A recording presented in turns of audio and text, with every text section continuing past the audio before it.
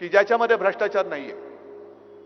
केदारनाथच्या मंदिरात चोरी झाले, बद्रीनाथच्या मंदिरात चोरी झाले, उज्जैनमध्ये जमीन घोटाळा झालेला आहे, अयोध्येमध्ये जमीन घोटाळा झालेला आहे.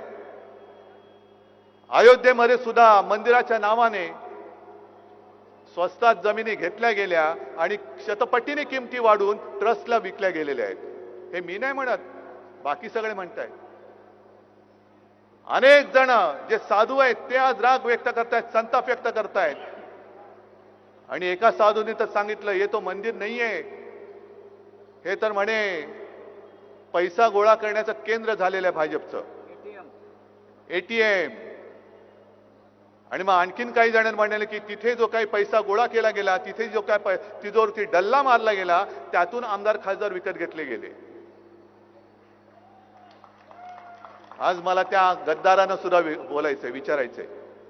माझ्यावरती आरोप करत होता बाळासाहेबांचे विचार सोडले. अरे मी बाळासाहेबांचा विचार घेऊन आज सुद्धा ठामपणाने उभा आहे.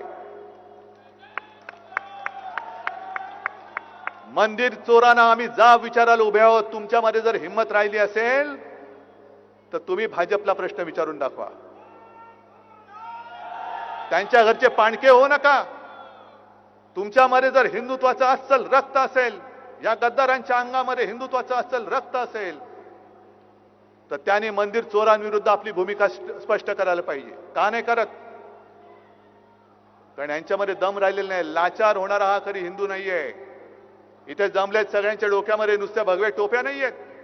मी हा भगवा झब्बा आणि हातामध्ये भगवा झेंडा हा काही गंमत म्हणून घेतलेला नाहीये. आमच्या अंगामध्ये जे हिंदुत्व शिवसेना प्रमुखांनी भिनवले त्याचं हे प्रतीक म्हणून आम्ही भगवे टोप्या आणि भगवा झब्बा आणि भगवे झेंडे घेऊन फिरतो आहोत.